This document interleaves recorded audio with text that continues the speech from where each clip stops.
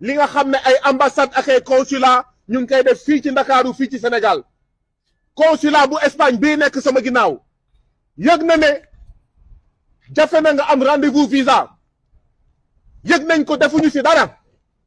ñuy jaay rendez-vous visa yi 150 000 fanweeri junni ñu koy jaayee ba téeméeri junni rendez-vous visa donc moo gën a cher billet d'avion Dakar Espagne ngeen foog ne loolu dëgg la lii la ñu ñëw ñaawlu ndaxte dañoo gëm ne consulat bu Espagne yëg na ko ambassadeur bu Espagne fii ci Ndakaaru xam na ne am na ñuy jaay rendez-vous visa waaye defuñu ci dara defuñu ci tous xanaa ñoom dañuy am ci xaalis bi dama ne xanaa ñi nekk fii ci ginnaaw te di liggéeyee biir consulat bu Espagne dañuy am ci xaalisu njaayum rendez-vous visa yi moo tax ñu ne pat moo tax ñu ne tekk moo tax ñu ne meng lii la ñu ñëw ñaawlu ndaxte jaay rendez-vous visa fanweeri junni téeméeri junni kon doomu baadoole lu muy def doomu baykat lu muy def doomu sàmmkat lu muy def doomu ouvrier lu muy def jël gaal gi deewi jël désert du Sahara deewi jël mer Méditerranée deewi loolu moo tax ma ànd ak jigéen yii ak góor yi nekk sama wet ak sama ginnaaw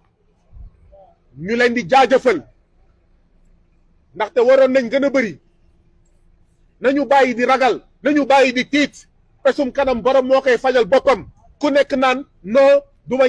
du ma ko ñaawlu du ma ñaxtu ndaxte bu ma ko ñaawluwee kon bu buggee dem Espagne du ma dem fii yàlla rek moo fi am yàlla rek moo fi nekk léppay jeex yàlla rek moo yore suñu wërsëg lan moo tax ñuy toog di seetaan ay tubaab di jaay ay rendez-vous téeméeri junni fanweeri junni ñu ne patt lii condamnation à mort la ndaxte boo amulee xaalis bëgg a dem mooy dañ la rey mooy dañ la puus ci géej gi mooy dañ la puus désert du Sahara donc képp ku dee ambassade Espagne bu Sénégal am na ci wàll képp ku dee ci géej wala ci désert du Sahara képp ku ñu toroxal Mauritanie ambassade Espagne bu Sénégal am na ci wàll ndaxte moo toog seetaan ñuy jaay ay rendez-vous fanweeri junni ak téeméeri junni loolu nag dafa war a jeex te day jeex moo tax ñu ñëw tey ànd ak ñoom déposer bataaxal bii pour ñaawlu façon yu bëri yi nga xam ne consulat bu Espagne fii ci Ndakaaru mu ngi toroxal nit yu ñuul yi mu ngi toroxal africain yi waaye mu ngi toroxal tamit ay espagnol yu nekk fii gis ngeen bokk na ci ku nekk sama wet benn doomu Espagne kon mbir mi du rek nit yu ñuul yu nekk Afrique la laal dafa laal ay africain dafa laal ay tubaab dafa laal ay espagnol léegi nag ñu ngi ñaan yàlla consulat bu Espagne bu nekk fii ci Ndakaaru mu dégg liñ ko wax ñu ngi ñaan yàlla kilifa Espagne yi nekk fële ca Espagne ñu dégg lu ñuy wax ndaxte tey dépôt lettre la waaye mbir mi bu continuer dinañ fi ñëwaat te bu boobaa dootul nekk dépôt lettre manifestation moo ñu fi indi ndaxte nag bakkanu doomu Sénégal dafa am solo bakkanu doomu Espagne dafa am solo te duñu seetaan ñu leen di puus lu jël gaal gi te fekk ne yoon bu baax am na yoon bu leer am na lu tax amul parce que dañuy jaay ay rendez-vous visa 500 000 200 000 300 000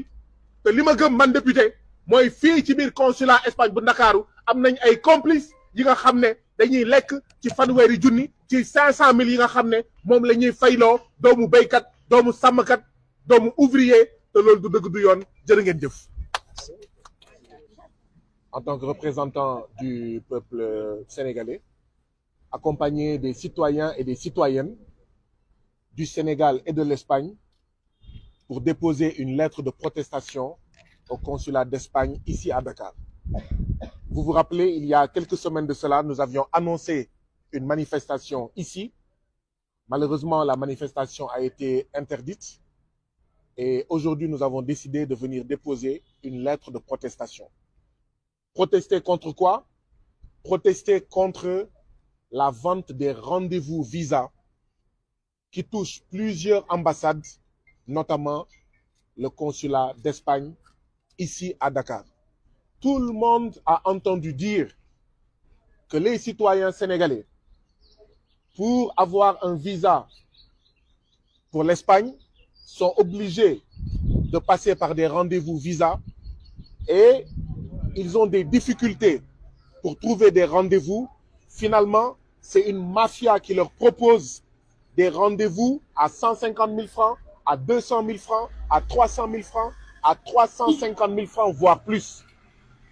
Cela, nous sommes venus aujourd'hui le dénoncer énergiquement pour interpeller le consulat d'Espagne à Dakar, mais interpeller tous les autres consulats, toutes les autres ambassades. Parce que ce qui nous fait mal, c'est que le consulat d'Espagne à Dakar est au courant de ces ventes de rendez-vous, est au courant de cette corruption au visa, est au courant que ces rendez-vous sont vendus à 300-400 000. Mais nous n'avons jamais entendu le consulat d'Espagne à Dakar se plaindre ou prendre des mesures pour empêcher cela. Nous n'avons pas entendu les autres consulats et ambassades prendre des mesures fermes pour mettre un terme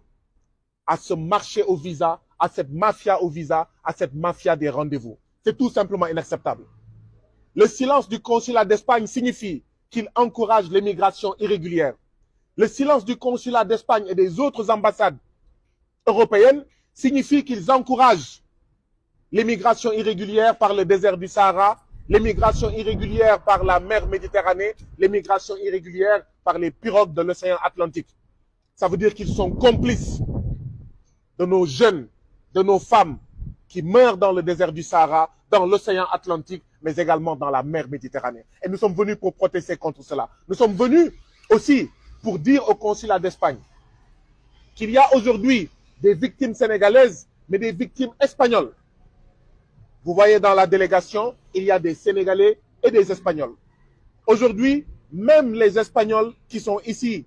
à Dakar sont confrontés au même problème. Et cela ne peut pas continuer. L'Europe se targue d'être l'Europe des droits de l'homme, l'Europe des libertés. C'est tout simplement indécent, c'est tout simplement inacceptable que les pays d'Europe, dans le cas d'espèce l'Espagne, foulent aux pieds les droits des citoyens, foulent aux pieds les droits les plus élémentaires des Sénégalais et des Espagnols qui sont ici. Donc en tant que représentants du peuple, nous sommes venus accompagner cette délégation pour déposer cette lettre de protestation. Elle a été déposée. Vous voyez le cachet du consulat d'Espagne. Cette lettre va être diffusée partout pour que les Sénégalais, pour que les Africains, pour que les Espagnols, les Européens en soient informés. Et je profite de l'occasion pour féliciter ces hommes et ces femmes à côté de moi qui ont pris leur courage à deux mains pour libérer leurs paroles.